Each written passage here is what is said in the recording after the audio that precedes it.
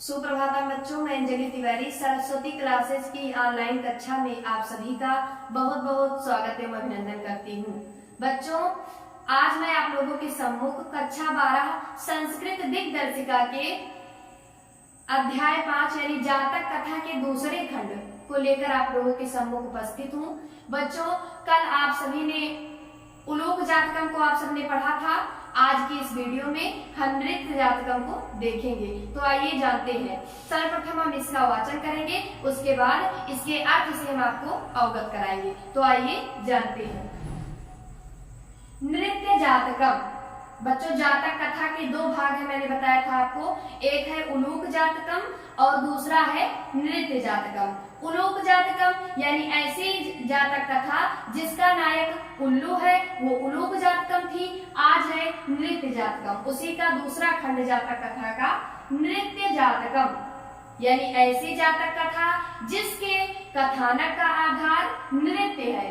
तो आइए नृत्य जातकम का पहले हम वाचन करते हैं, उसके बाद हम अर्थ देखेंगे। पहले बच्चों, ये अगर आपको इससे देखने में परेशानी हो रही हो तो प्रतिदिन की भांति आप अपनी पाठ्य पुस्तक को खोलकर अपने सम्मुख रख लें तथा एक एक लाइन का अर्थ देखते चलें। तो आइए पहले हम इसका वाचन करेंगे, उसके बाद हम इसके अर्थ को बताएंगे।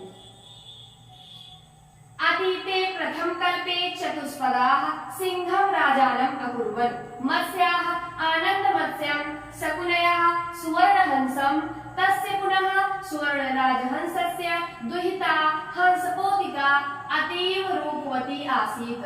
सः तस्यै वरम् अदात् यत् सा आत्मनश्चित्तरुचितं स्वामिनं वृणुयात् इति। हंसराजः तस्यै वरं दत्त्वा हिमवती शकुनि संघे सन्न्यपतत्। नाना प्रकाराः हंसमयूरादयः शकुनिगणाः समागत्य एकस्मिन् महति पाषाणतले सन्न्यपतन्। हंसराजः आत्मनः चित्तरुचितं स्वामिकम् आगत्य वृणुयात् इति दुहितरम् आदिदेश। सा शकुनिसंघे अवलोकयन्ती मणिवर्णग्रीवं चित्रप्रेक्षणं मयूरं दृष्ट्वा अयं मे स्वामिको भवतु इत्यभाषत। मयूरः अद्यापि तावन् मे बलं न पश्यसि इति अतिगर्वेण लज्जां च त्यक्त्वा तावन् महतः शकुनिसंघस्य मध्ये पक्षौ प्रसार्य नर्तितुम् आरब्धवान्। नृत्यन च प्रतिच्छन्नो अभूत्। तो बच्चों, ये था इसका वाचन। आइए अब इसके अर्थ को देखते हैं। अतीते प्रथम कल्पे। अतीते यानी विगत वर्षों में या प्राचीन काल के, प्रथम कल्पे यानी पहले युग में, चतुष्पदाः यानी चौपायों ने, चतुष्पदाः चौपायों ने सिंहम यानी सिंह को राजानम अकुर्वन् राजा बनाया। यानी प्राचीन काल के पहले युग के चौपायों ने शेर को राजा बनाया। आगे है मत्स्याः मछलियों ने, आनंद मत्स्यम किसे राजा बनाया? आनंद मछली को। मत्स्याः आनंद मत्स्यम मछलियों ने आनंद मछली को। शकुनयः पक्षियों ने सुवर्ण हंसम सुवर्ण हंस को राजा बनाया। आगे है तस्य पुनः सुवर्ण राजहंसस्य दुहिता हंस पोतिका अतीव रूपवती आसीत्। तस्य पुनः सुवर्ण राजहंसस्य, सुवर्ण राजहंसस्य मतलब सुवर्ण राजहंसस्य यानी स्वर्ण राजहंस की, तस्य यानी उसकी, उस स्वर्ण राजहंस की दुहिता यानी पुत्री, हंस पोतिका, स्वर्ण राजहंस की पुत्री का क्या नाम है? हंस पोतिका।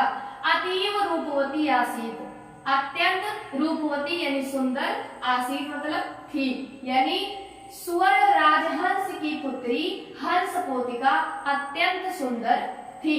आगे है सह तस्यै, सह यानी उसने, तस्यै यानी उसको। सह किसके लिए आया है बच्चों? यहाँ पे सुवर्ण राजहंस के लिए आया है, और तस्यै किसके लिए आया है? हंस पोतिका के लिए आया है। तो सह यानी सुवर्ण राज हंस ने तस्यै यानी उसको, किसको? हंस पोतिका को वरम अदात, वरम वरदान, अदात मीन्स दिया, यत सा, यत मतलब कि, सा मतलब वह, आत्मनस चित्त रुचितम यानी अपने मन के अनुकूल, आत्मन यानी अपने, चित्त यानी मन को, रुचितम यानी अच्छे लगने वाले या अपने मन के अनुरूप, स्वामिनम पति का, विरुणुयात यानी वरण करे, इति ऐसा वरदान दिया। हंस राजा यानी हंसराज ने तस्यै वरम दत्वा, तस्यै यानी उसको, वरम यानी वरदान, दत्वा मीन्स देकर, हिमवती शकुनि संघे सन्निपतत, सन्निपतत मीन्स उतरा, शकुनि संघे पक्षियों के समूह में, संघ मतलब समूह, शकुन मीन्स पक्षियों का, यानी पक्षियों के समूह में, जहाँ पे पक्षी गण को आमंत्रित किया था स्वर्ण राजहंस ने, वही हिमालय पर वो उतरा।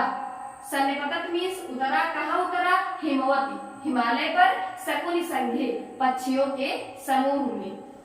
नाना प्रकारा, अनेक प्रकार के, नाना प्रकारा मीन्स अनेक प्रकार के, विभिन्न प्रकार के, हंस मयूरादय, हंस मीन्स हंस, मयूर यानी मोर, आदय यानी आदि, हंस मोर आदि, शकुनि गणा पक्षीगण, समागत्य आकर, समागत्य मीन्स आकर, एकस्मिन यानी एक, महति यानी विशाल या बड़ी, पाषाण तले चट्टान के तल पर, पाषाण मीन्स पत्थर यानी पत्थर की शिला पर, एक बड़ी पत्थर के तल पर, सन्निपतन उतरे या एकत्रित हुए, अनेक प्रकार के हंस मोर आदि पक्षीगण आकर के एक चट्टान के तल पर एकत्रित हुए।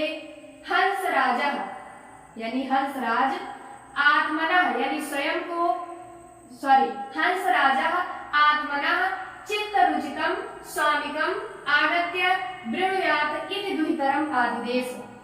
हंस राजा मीन्स हंसराज ने दुहितरम आदिदेश यानी अपनी पुत्री को आदेश दिया। क्या आदेश दिया?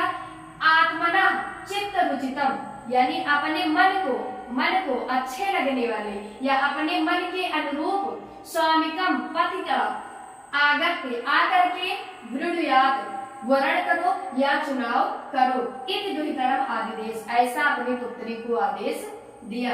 यानी हंसराज ने अपनी पुत्री को आदेश दिया कि आकर अपने मन के अनुरूप पति का चुनाव करो या वरण करो।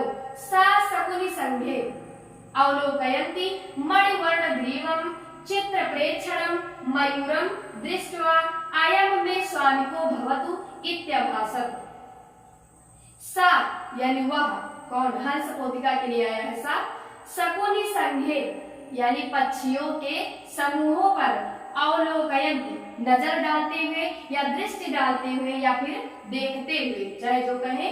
सा शकुनि संघे अवलोकयन्ति उसने पक्षियों के समूहों पर दृष्टि डालते हुए या देखते हुए, मणिवर्ण ग्रीवम यानी नील मणि के रंग की गर्दन वाले, ग्रीवम मीन्स गर्दन वाले, वर्ण मीन्स रंग, मणि यानी नीलमणि, नीलमणि रंग के सदृश गर्दन वाले, चित्र प्रेक्षणम यानी रंग बिरंगे पंखों वाले, चित्र प्रेक्षणम मीन्स रंग बिरंगे पंखों वाले, मयूरम मोर को, दृष्टवा देखकर, अयम में स्वामी को भवतु, अयम मीन्स यह, में मीन्स मेरा, स्वामी को मीन्स स्वामी या पति, भवतु मीन्स हो, इत्यभासत ऐसा कहा।